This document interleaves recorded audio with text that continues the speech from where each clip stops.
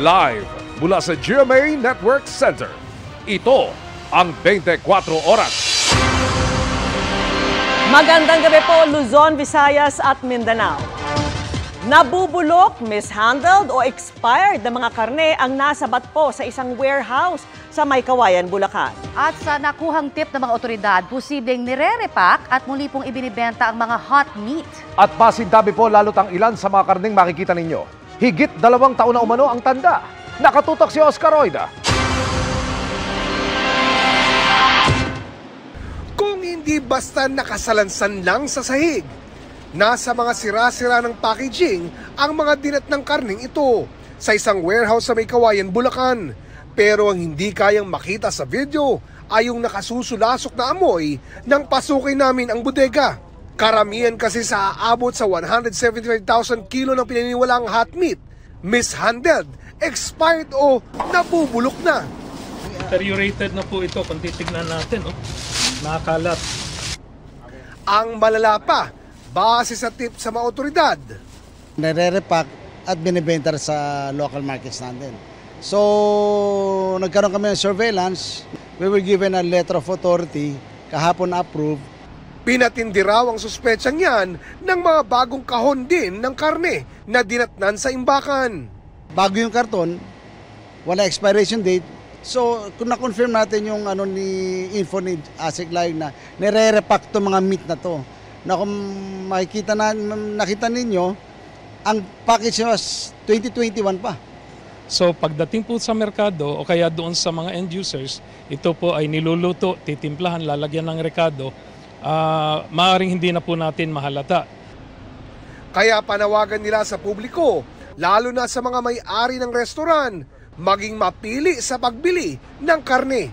Paalala po natin doon sa mga nagkikater ng mga pares, yung mga pares mommy house at yung mga ibang resto, kung gusto nyong makamura po, doon na lang po siguro kayo sa legitimate. Kailangan po, meron po itong kasamang karampatang dokumento, yung Certificate of Meat Inspection po, na in-issue po ng National Meat Inspection Service. Sa ngayon, patuloy ang pagtukoy ng mga otoridad sa kung sino ang nagmamay-ari ng nasabing warehouse. In the absence of any documentation na these meats were legally imported, this could be a smuggling case. Ngayon po sa ibang kaso like sa NMI, sa DA, it will involve the Food Security Act. We will padlock it, guard it, and maghintay kami sa kanila ng response. Nadiskubre ang mga umunay pinaniniwalaang illegally imported meat sa pagsalakay ng pinagsalin na puwersa ng Customs, Agriculture Department, NMIS, Philippine Coast Guard, PNP at AFP. Para sa GMA Integrated News, Oscar Oida, nakatutok, 24 oras. At dahil prioridad ang tubig gripo sa pagsadsad ng level ng tubig sa Angat Dam Reservoir, lalo pong nabawasan ang alokasyon para sa patubig sa mga taniman. Ang ilang magsasaka umaaray na, kaya may panawagan sa Pangulo. Nakatutok si Tina Panganiban Perez. Sa unang tingin, tila sagana pa sa tubig ang mga palayang ito sa Barangay Santor sa Malolos, Bulacan.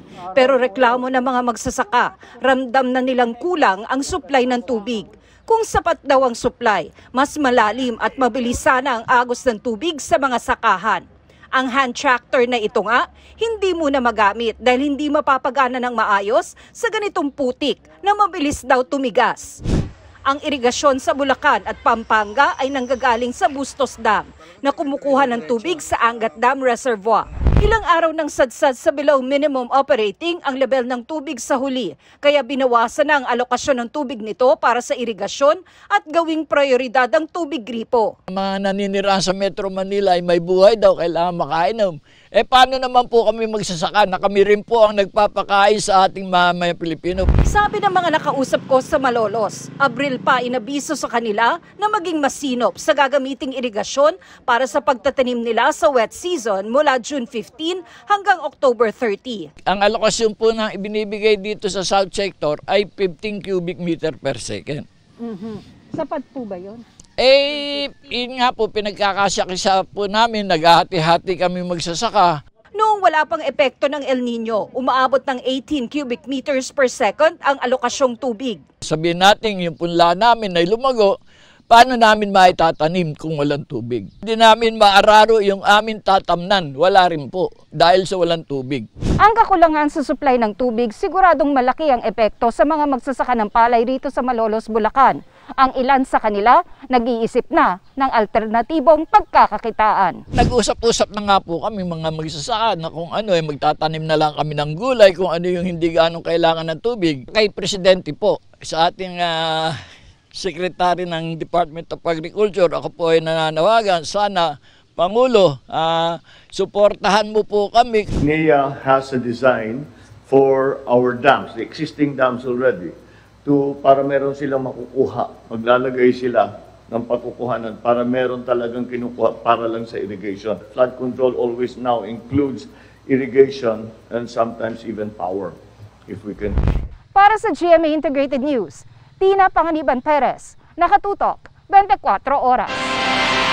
Sa mga nauubusan ng murang bigas sa Kadiwa Stores, may alok namang 38 pesos na kilo ng bigas. Ang isa pong grupo, mas mura yan ang 10 piso sa regular na presyo, pero saan naman kaya mabibili? Alamin sa pagtutok ni Bernadette Reyes. Sa monitoring ng Department of Agriculture, umaabot na hanggang 48 pesos per kilo ang well-milled rice sa mga pamilihan sa Metro Manila. Pero ang Philippine Rice Industry Stakeholders Movement o PRISM, nagbebenta ng mas murang well-milled na bigas, 38 pesos kada kilo. Sa ilang minuto kong pag-iikot sa Mega Q-Mart na isa sa pinakamalaking palengke sa Quezon City, isang tindahan pa lang ang nakita kong nagbebenta ng bigas sa naturang halaga.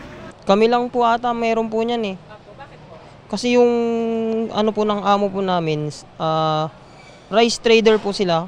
Papansin po kasi nila mababa yung presyo, kaya yun po yung trinay po nilang bilhin. Si Marlene wala raw makitang 38 pesos kada kilo na bigas sa kanilang lugar, kaya nagpunta siya sa Mega Q-Mart. Malaking tulong daw ang mas murang bigas sa pagbabudget, lalo sa may malalaking pamilya tulad ni Aling Emily. Nadi-discount namin sa 5 kilos. 5 kilos. Saan yun na magagastos yung natipid mo? May lalagay ko sa mga ulam, sa rekado. Sa katapat na pwesto, 42 pesos kada kilo ang pinakamurang bigas, kaya mas tumumal raw ang kanilang benta. Sana po kung meron ganyan, kukuha din po sana para makapagtinda rin kami mababa kasi nga ang mga buyer ang hinahanap mababang presyo. Ayon sa PRISM, isa pa lang raw ang retailer na nakausap nila sa Mega Q-Mart. Pero maaari naman daw makipag-ugnayan sa kanilang retailers na nais magbenta rin ng murang bigas. May mga rice retailer na rin na nakakapagbenta ng murang bigas tulad sa Don Antonio sa Quezon City. Mayroon din nagbebenta ng 38 pesos na bigas sa ibang probinsya tulad sa Batangas at Dumaguete. Pero paglilinaw ng grupo, nananatiling mataas ang puhunan sa bigas. Mahal din ang puhunan namin. Imagine that, ang pinakamababa na presyo ng palay ngayon is yung 25 pinaka-ordinary. Para raw makapagbenta ng murang bigas, pinapasa na ng mga stakeholder ang mas mataas na presyo. From our rice mill pa lang, meron na kaming sinubsidize doon. Plus, kung dadali namin sa retailers, parang meron kami dapat katambal na wholesaler and then retailer. Para sa GMA Integrated News, Bernadette Reyes, nakatutok 24 oras. Tiwala ang AFP na hindi aabot sa komprontasyon ng pagdami ng Chinese fishing militia sa Reed Bank, pero tuloy raw ang pagpatrol nila roon. Gayun din sa Northern Luzon, malapit po sa Taiwan. Sa gitna niyan, tuloy ang sabi na pagsasanay ng mga sundalong Pilipino at Amerikano. Nakatutok si Chino Gaston. Nasa bansa na mga Osprey vertical takeoff and landing aircraft ng US Marines, pati na ang mga naglalakihang CH-53E Super Stallions. Handang-handang lumahok sa US-Philippines Marines Aviation Support Activity o MASA 2023. Lumapag sila sa Puerto Princesa City sa Palawan kung saan gagawin ang iba't ibang aktibidad, kabilang ang high-altitude low opening parachute exercises.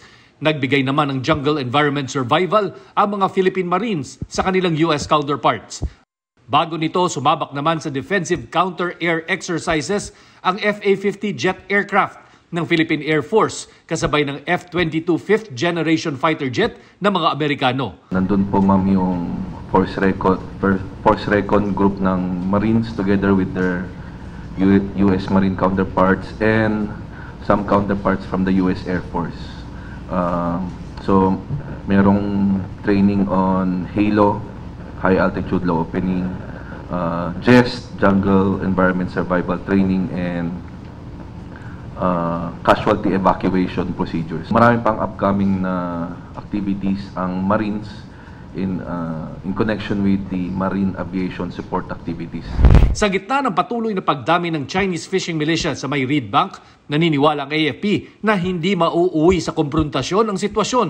Pero nangako ang AFP na ipagtatanggol nila ang karapatan at soberenya ng Pilipinas kahit ano ang mangyari, tungkulin na nasa puso raw ng sundalong Pilipino. We volunteered to this kind of work.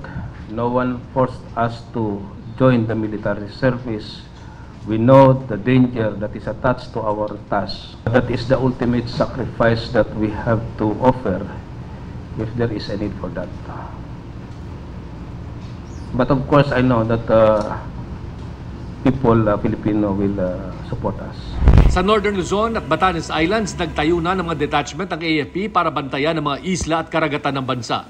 Walang tigil din ang pagpapatrolya doon ng Northern Luzon Command, pati na ang malawak na dagat ng Benham Rice. Mula 2022, dinagdagan ng mga naval at aerial maritime patrol sa West Philippine Sea, kaya ngayon halos hindi na nawawala ng military aircraft o warship na nagbabantay sa pinag-aagawang teritoryo. Patuloy din ang pagbili at paglagay ng AFP ng mga air surveillance radar systems sa buong bansa. The deployment of additional surface patrol ships which increased the AFP's presence in the Kalayaan Island Group to about 90% of the time. This is a dramatic increase from the baseline 30% of the time only in 2022. Para sa GMA Integrated News, Chino Gaston nakatutok, 24 oras. Good evening mga kapuso! Mixed emotions ang nararamdaman ni Marian Rivera ngayong official na ang pagbabalik taping niya para sa kanyang comeback project. Madaling araw siya napao dahil na rin sa kwentong excited siyang mapanood ng kanyang mga anak. Ang pasilip sa location ng shoot sa chika ni Nelson Canlas. Mahigit 3 oras ang biyahe mula sa Maynila para marating ang malaparaisong lugar na ito sa Cavinti, Laguna. Dito ang location ng bagong series at comeback project ni Kapuso Primetime Queen Marian Rivera. Pag-amin niya yan, magkahalong excitement, kaba at cute na real-life family drama ang nangyari bago siya pumunta sa taping. Yung anak ko nasa banyo na, "Mama, where are you going?" Sabi ko, "Anak, di ba may trabaho si Mama?" "No, Mama, don't go to work." Ayun na. Hanggang sa nakaligo ko, nakabantay sa akin. Ganon ka-sweet. Eh, ikaw, how do you feel? Actually, mixed emotion ako eh. Alam kong malalagpasan ko yung separation anxiety with the kids at the same time, very excited ako kasi na-miss ko din umarte. Madali raw napa-oo si Marian para sa kanyang comeback sa primetime dahil na rin sa lalim ng kwento ng kanyang new project. Magkahalong drama comedy na may touches of fantasy raw kasi ang family story ng serye. Ngayon kasi mahalaga talaga sa akin na yung mga pinipili ko ding projects ay, alam mo yun, kaya kong ipanood sa mga anak ko. Alam mo yun? So, sabi ko, isa to sa pwede lang panoorin talaga. And si Zia, may isip na very excited din siya na, "Mama, what's the story all about?" May mga ganun siya. Kung hindi, basta panoorin mo. Sa pagbisita ng GMA Integrated News sa set, nadatnan namin na kinukunan ng eksena ni Marian at ng kanyang gumaganap na anak sa serye na si Voltes 5 Legacy Child Star Rafael Landicho. Sa proyekto ring ito, matutupad na raw ang tambalan nila ni Kapuso icon Gabby Concepcion.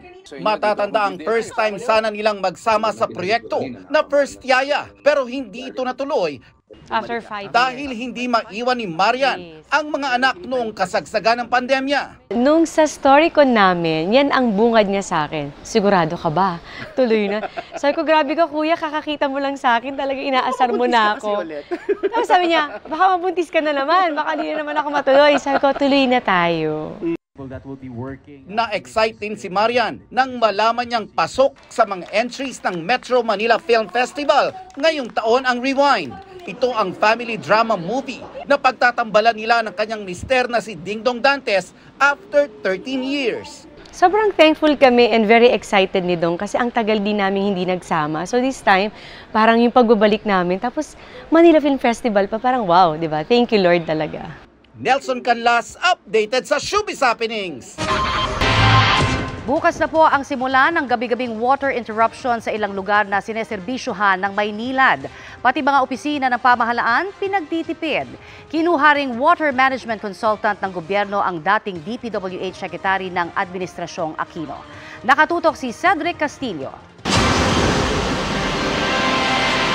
Kaysa mabitin at maubusan ng isusuot na damit, inunahan na raw ng pamilya Gonzales ang napipintong water interruption sa kanilang barangay simula bukas ng gabi.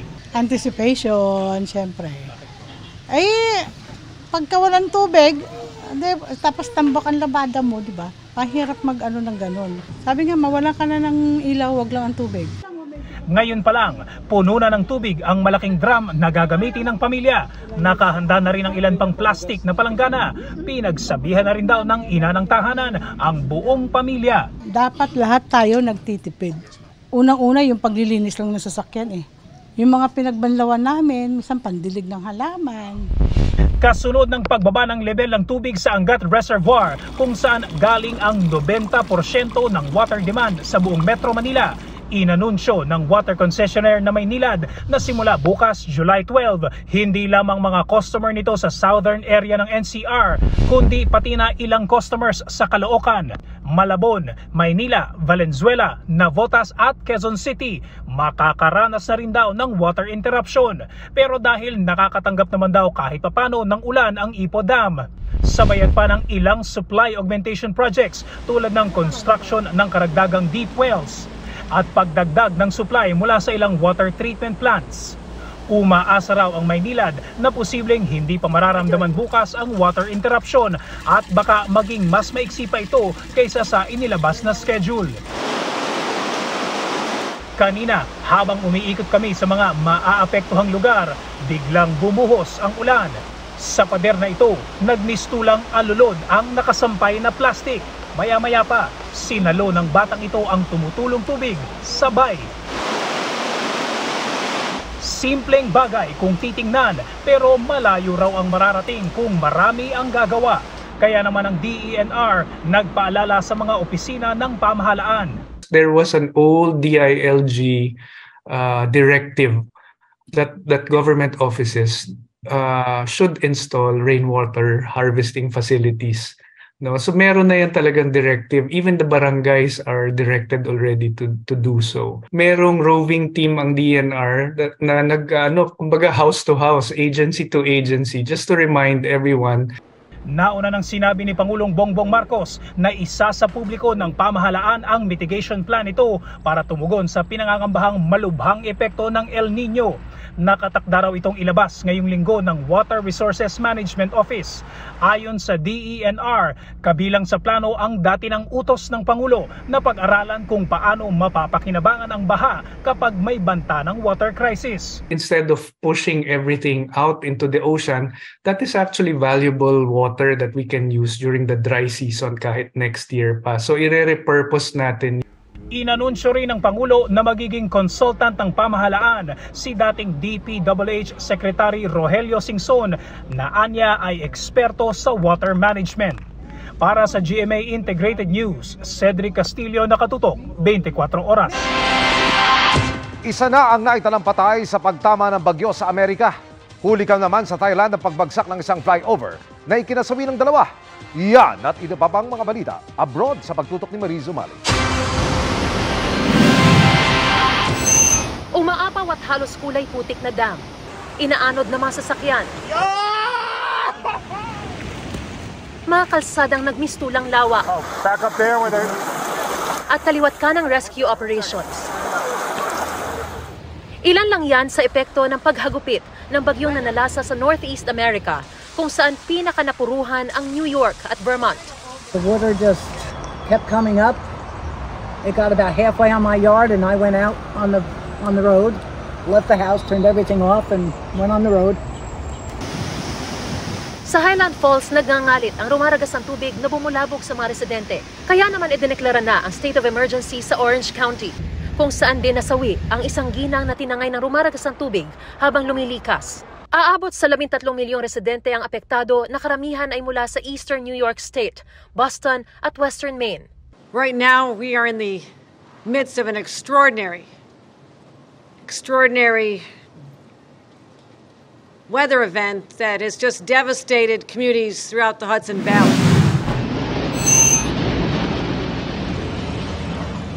Sa Thailand, bumagsak ang isang flyover at natabunan ng isang kotse dahilan upang masawi ang driver nito at isa pang sakay.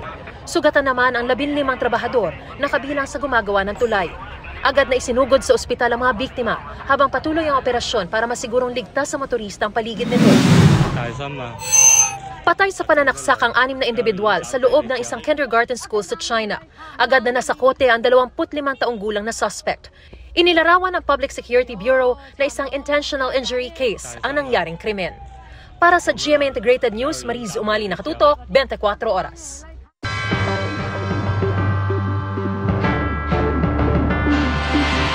Sa gitna ng banta ng El Nino, wala pong dudang mahalaga ang bawat patak ng tubig. Pero alam niyo po bang libo-libong litro niyan ang nasasayang dahil po sa tagas sa mga tubo, pati na sa mga iligal na koneksyon? Kung tinutugunan na nga ba yan, alamin po yan sa pagpapatuloy ng ating special report series tungkol sa krisis sa tubig. Tinutukan yan ni Lay Alves. Wanto sawa ang paliligo ng mga batang ito nang datnan namin ng tanghaling tapat. Ang tubig sinasalok nila mula sa kanal. Nang silipin namin ang kanal, tuloy-tuloy pala ang pag-agos ng tubig mula sa isang malaking tubo. Malinaw ang umaagos na tubig, kaya naman ang mga residente ginagamit ito pati sa paghuhugas ng pinggan. May mga nakapila ring mga labada. Paniwala nila, galing ito sa tumatagas na tubo ng tubig. 5 years siguro yan. May mga nag-i-inspection. Oo. Ano ginagawa? Parang hindi rin nila mahanap kung saan nanggagaling yung ano eh. So ano ginagawa ng mga residente since libre yung tubig eh? Nahayaan na lang din kasi marami rin naman nakikirabang yun. Hindi naman iilang beses nang nangyari ang ganitong eksena. Isang pangunahing tubo ng tubig sumabog at nagmistulang fountain sa tabing kalsada. Kung ang mga bata tuwang-tuwa sa paliligo, abala naman ito sa mga motorista. At bago tuluyang nakumpuni, libo-libong litro ng tubig muna ang nasayang. Pero kung ang tagas na ito nakikita, mas marami ang hindi. Ang tubig na yan, hindi na umaabot pa sa ating mga gripo. Ang tawag natin sa water wastage ay non-revenue water or NRW. Ito yung dumadaloy na tubig sa ating mga pipes pero walang gumagamit dahil nawawala siya sa mga leaks. Right now, I would say the average for the whole of Metro Manila is something like 30%. Medyo mataas pa rin. Dahil kung isipin mo, kung nagluto tayo ng 10 pandesal, yung 3 pandesal nawawala bago mo pa mabenta. But our concessionaires and MWSS are working towards decreasing this value. Ayon sa bagong buong Water Resources Management Office o WRMO, tinatayang 70% ng water wastage ay dahil sa mga tagas sa mga linya ng tubig at ang natitirang 30% ay dahil sa mga illegal connection. May mga linya kasi ng tubig na dala ng kalumaan, sira-sira na. Hindi naman simple ang pagre-repair. Kailangang ischedule para mabawasan ang abala sa mga motorista at pedestrian. Mas matagal pa ang pagkukumpuni lalo sa mga lugar kung saan patong-patong ng simento ng kalsada. Minsan, kailangan pa ng specialist equipment, pati mga diver na magkukumpuni ng tagas mula sa loob ng malalaking tubo ng tubig. Ang Maynilad, nasakop ang West Zone ng Metro Manila, nasa 42% ang non-revenue water ngayon. Ibig sabihin, sa bawat litro ng tubig na dumadaloy sa kanilang mga linya, 40% ang nasasayang. Higit 600 kilometro raw ng lumang linya ang papalitan ng Maynilad mula ngayon hanggang taong 2027. Sa amin po sa west napunta, yung area ng Manila kung saan matatagpuan yung ilan sa pinakalumang linya ng tubig natin. In fact, as old as siguro World War II pa na ilatag yung iba. So yun po yung pinanggagalingan, yung talagang mga luma at deteriorated pipes natin, yan ang reason talaga kung bakit mataas ang NRW. So coming from a high of 68%, Ngayon po, napababa na natin to 42%, pero totoo naman po, continuous pa rin po yung kailangan nating trabahuhin para mapababa pa ito further. Ang Manila Water naman nasakop ang East Zone, nasa 63% daw ang level ng non-revenue water na dinatnan noon. Napababa na nila ito ngayon sa 12.69%. Ang non-revenue water, dalawa kasi ang ano niyan eh. Kumbaga ang spectrum ng management. One is first to bring it down, and the second one is to maintain it, which is even harder. Kasi hindi dahil nasa 13% ka na, ibig sabihin, mananatili siya ng 13%. Kinakailangan na in-maintain mo yung level na yan. So, hindi dahil nakapagpalit ka na ng mga linya before, ibig sabihin, hindi mo na siya papalitan in the future, no? So, kinakailangan yung pag-ensure ng integrity ng mga lines mo. Kailangan very vigilant ka na walang illegal connections. Prioridad daw ng mga water concessionaire na mapababa ang water wastage o ang non-revenue water para ang na-recover na tubig maidagdag sa supply at maiwasan ang mga water interruption. Kaya mapaaraw man o gabi, tuloy-tuloy ang pipe laying at repair works ng dalawang water concessionaire. Tulad ng isang ito sa Blumentritt, Maynila, naglalatag na ng mga bagong linya para palitan ang luma. Luma na rin ang mga naunang tunnel na dinadaluyan ng tubig mula Angat Dam.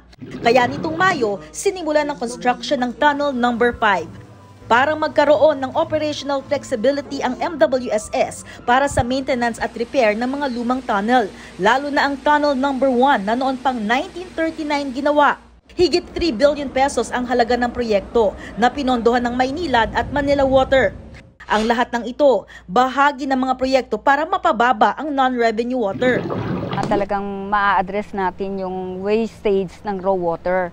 Kasi from Ipo, meron tayong tunnel, 4 na tunnel going to Big T, and then Big T to La Mesa, meron tayong 6 na aqueducts. However, ngayon meron tayong ginagawang aqueduct number 7 para palitan yung lumang aqueduct 1 and 2. Pero hindi lang naman daw ang mga infrastruktura ang problema. Kailangan din daw na iangat pa ang kamalayan ng mga Pilipino sa water conservation.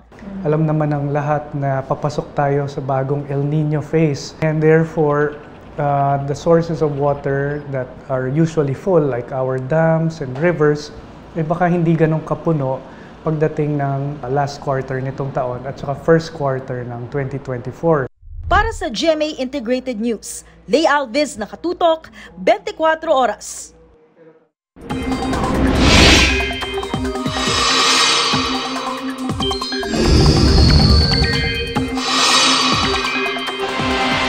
Mga kapuso, ang maghahatid po ng lagay ng panahon ngayong gabi, ang weather presenter ng GMA Integrated News Weather Center, walang iba kundi si Anjo Pertiera. Good evening sa iyo, Anjo. Good evening at maraming salamat po, Miss Vicky, at magandang gabi sa mga kapuso natin dyan. Isa na pong ganap na low pressure area ang grupo ng Kaulapan na minomonitor ng Pag-asa sa loob ng Philippine Area of Responsibility. Huli po yang namataan sa layong 575 kilometers east ng Virac, Catanduanes. Sakaling lumakas at maging bagyo ang low pressure area, yan na ang magiging ika-4 na bagyo ngayong 2023 at tatawagin po yang Dodong. Samantala, dahil naman sa trough ng low pressure area kasama pa ng Intertropical Convergence Zone o ITCZ at localized thunderstorms, posibleng ulanin ang maraming lugar sa bansa. Base po sa datos ng Metro Weather sa Luzon, may ulan na sa umaga pa lang bukas sa Bicol Region. Kasama po dyan ang Palawan. Madadagdagan ng mga uulaning lugar pagsapit ng hapon at halos buong Luzon na po ang makakaranas ng heavy to intense rains. Magpapatuloy po yan hanggang sa gabi. Kaya maging handa po tayo sa banta ng baha o kaya naman pagguho ng lupa. May tsansa rin ng ulan dito sa Metro Manila sa umaga pa lang at magpapatuloy po yan pagsapit ng hapon hanggang gabi. At ganyan din po ang mararanasan ng mga tigvasaya sa umaga. Partikular, kasama po dyan ang Panay Islands, ilang bahagi po ng Cebu at saka ng Leyte. Ugaliin po magdala ng payong dahil halos buong Visayas na po ang may malalakas na ulan sa hapon. Maraming lugar din po sa Mindanao ang ulanin sa umaga, gaya sa Davao Region. Kasama po dyan ang Soc-Sargen, Zamboanga Peninsula at Sulu Archipelago. Pagdating naman po sa hapon, madaragdagan ng mga lugar na makakaranas ng malalakas na ulan, kabilang ang Northern Mindanao at ang Caraga Region. At yan ang latest sa lagay ng panahon. Ako si Anjo Pertiera. Ito ang GMA Integrated News Weather Center. Maasahan anuman ang panahon. Pinuna ng Commission on Audit ang ilang proyekto ng DPWH na hindi raw natapos sa orihinal nitong schedule. Kabilang diyan ang pag-upgrade o rehabilitasyon ng ilang pumping station na iniutang ang pondo sa World Bank. Nakatutok si Joseph Morong. Sa Pasig, konting buhos lamang ng ulan, may ilang bahana. Sa mga ganitong pagkakataon, umaasa ang mga taga-Pasig maging ilang taga-Taguig at Pateros sa labasan pumping station sa Taguig na nagpapump ng tubig baha palabas ng Laguna de Bay. Before, yung wala itong rehab, matagal ang subside because capacity. Isa lamang ito sa 36 na pumping stations sa Metro Manila na isa sa moderno sa malawakang Metro Manila Flood Management Project na iniutang sa World Bank. Ang upgrade o rehabilitasyon nitong labasan pumping station dito sa Taguig ay isa doon sa mga proyekto, yung mga foreign assisted project na nasilip ng Commission on Audit na may slippage o delay sa kanilang 2022 audit. Ayon sa COA, kasama ito sa 14 na mga foreign assisted projects na nagkakahalaga ng 63 billion pesos. 3 dito umabot ng 40% ang slippage tulad ng labasan pumping station nung panahong ginawa ang COA report. Dahil sa slippage kaya tumaas pa ang halaga ng ilan sa mga utang na ito at hindi agad napakinabangan. Hindi raw na plano at na-monitor ang mga ito kaya tumaas ang halaga ng 14 na proyekto ng abot 1 bilyong piso o di kaya ay na-delay at hindi agad napakinabangan.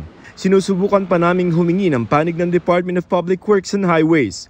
Paliwanag ni dating COA Chairman Grace Pulido Tan, mahalagang masunod ang mga schedule ng mga proyekto nito at sa bawat delay ng proyekto lalo na yung mga iniutang, pera rin ang katumbas. Delay in the performance, pangit yun, di ba? Okay. Ikaw yung borrower, tapos hindi mo naman na-deliver yung project as contracted. Kung hanggang saan yung binigay ng World Bank, kukulangin yun. Magdadagdag ka.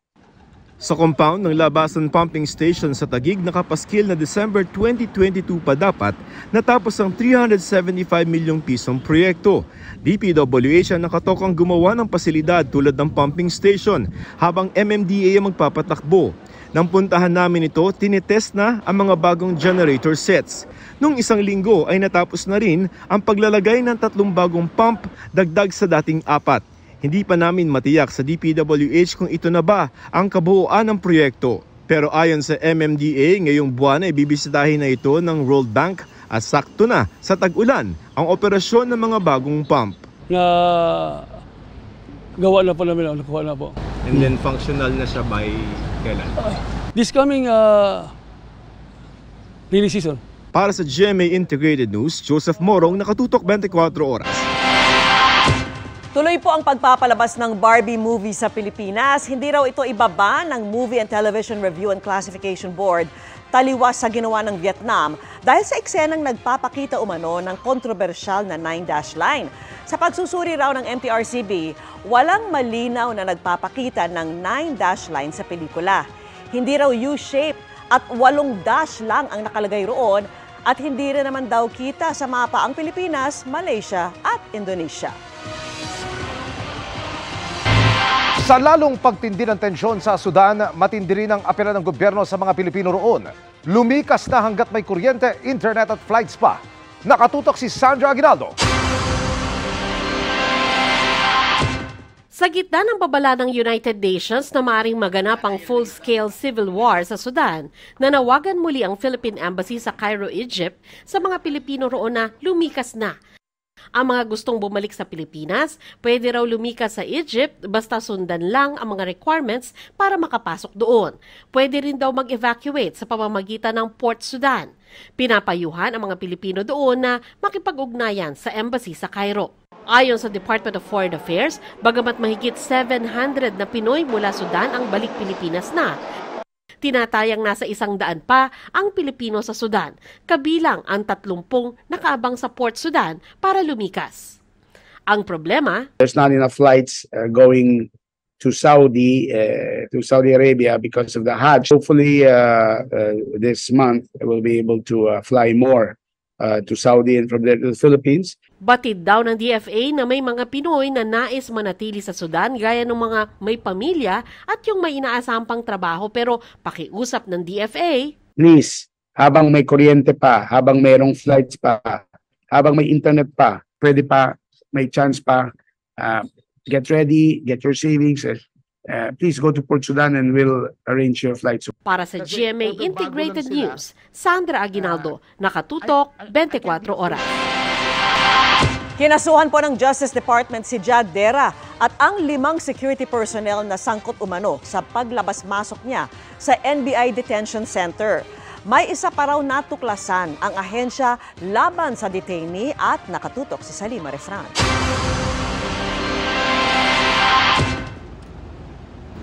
Paglabag sa Article 156 ng Revised Penal Code o Delivery of Prisoners from Jail ang kakaharaping kaso ng naglalabas-masok na detainee na si Jad Dera at 5 NBI security personnel na nahuling kasama niya. Paglabag naman sa Article 223 ng Revised Penal Code o Infidelity na Custody of Prisoners ang isasampa laban kay NBI Security Officer 2 Randy Godoy. Ayon sa press briefer ng Department of Justice, nakitaan ng probable cause at sapat na ebidensya ng mga prosecutor ang mga reklamo laban sa kanila. Kasama rito ang na-recover na libo-libong piso mula kay Godoy at isa pang security personnel na tila kabayaran raw sa paglalabas-masok ni Dera sa kulungan. Isasampa mga kaso sa Metropolitan Trial Court of Manila. Pero hindi pa raw dito nagtatapos ang investigasyon kay Dera. Lalo't natuklasan ng DOJ na naimpluwensyahan raw niya ang investigasyon ng iba pang nakakulong sa detention center. Inaalam pa namin kasi nga dapat yung punot dulo nito alam natin kung ano talaga. Kung siya ba talaga ang naging mitya o siya ba'y nakatulong lang o ano ba ang kanya naging papel. Pero may nagsasabi na marahil isa siya sa naka-impluwensya sa ibang mga pangyayari sa loob. Wala pang kopya ng resolusyon ng kampo ni Dera pero sabi ng kanyang abogado, pinatutunayan ng isasampang kaso na walang ebidensya ng bribery o corruption ng isang public official. Conjecture o haka-haka lang daw ang sinabi ng prosekusyon na tila kabayaran sa mga security officer ang na-recover sa kanilang pera. Nakikita natin na yung NBI wala pa ring na-provide na direct evidence na nagde-demonstrate na si Jad Dera indeed na binirive itong mga jail officers. Wala rin hong lugar sa batas natin na porke may dalang pera, we can assume na bayad ito. Sa issue naman na nang i-impluwensya raw si Dera ng mga kapwa detainees sa NBI facility, sabi ng kanyang abogado, wala raw ganoong kapangyarihan ang kanyang kliyente. Para sa GMA Integrated News, Salima Refran, nakatutok 24 oras. Nostalgia and full of kapuso love ang na-feel ni Ann Curtis sa pagbabalik GMA compound after 2 decades. Nagkwento siya tungkol sa viral encounter with the US vlogger na tila clueless sa kanyang pagiging celebrity at kumasa rin sa aming hamon na kumanta siya. Makichika kay Nelson Canlas. Hello po sa lahat ng mga 24 viewers ngayon. After almost 2 decades, bumisita si Ann Curtis sa GMA compound. Maraming magagandang alaala raw ang nanumbalik sa muli niyang pagtapak sa lugar kung saan nagsimula ang kanyang showbiz career. Pagpasok ko pa lang dito, ramdam na ramdam ko kaagad ang kapuso love. 1997, nang magsimula ang kanyang acting career sa drama series na Ikaw na Sana at teen-oriented show na TGIS at marami pang iba. It's been a while, but it's nice to be back. Sabi mo nga nostalgic, di ba? Ano yung mga naaalala mo as you were walking dun sa sa lobby kanina? Ang dami, from coming here para mag-rehearse for SOP noon. Ang daming bumalik na mga alaala. So talagang, yeah, I was so young when that all happened. Dahil sa pinakamalaking plot twist ng taon na pag-ere ng It's Showtime sa GTV ng Kapuso Network, sa tingin niya, everything is possible na raw. Kasama na rito ang pagkakaroon nila ng proyekto ng kanyang kapatid na si Jasmine Curtis Smith. Every time people would ask me, sinong kapuso ang gusto mong maka-work? Si Jasmine Curtis Smith. So, possible na siya sigurong mag-guest host o mag-host ng It's Showtime? Why not? Masayun. Kasi pares kaming baliw. Inspiring din para sa kababaihan, especially moms at wives, si Ann. Dahil sa kabila ng pagiging busy sa showbiz at pagnenegosyo, sinisiguro niyang marami siyang oras para sa asawang si Erwan Heussaff at kanilang unika iha na si Dalia. Becoming a wife and becoming a mother, it really taught me to slow down. Kasi sobrang very fast-paced ako, sobra akong workaholic noon. Even more so nung naging mother ako. I learned na parang it's time also to prioritize my own family. And that's when I learned to slow down and cherish each and every moment I will spend with my family. Nagawi rin ang usapan namin ng multimedia superstar tungkol sa nag-viral na video kung saan na-interview siya ng sikat na vlogger na si Sean Rizwan. I was shopping in Soho and lumapit lang siya sa akin. Tinanong niya ako na, can I guess what your job is? Sabi ko, yeah, sure, why not? Ganun lang. And then that's how that interview, it was very organic, it wasn't planned. Kumasa rin si Ann sa aming challenge sa kanya at ito ay, kung may kanta na magsasalarawan ng buhay mo ngayon, ano ito at kantahin mo nga? And I think to myself, what a wonderful world.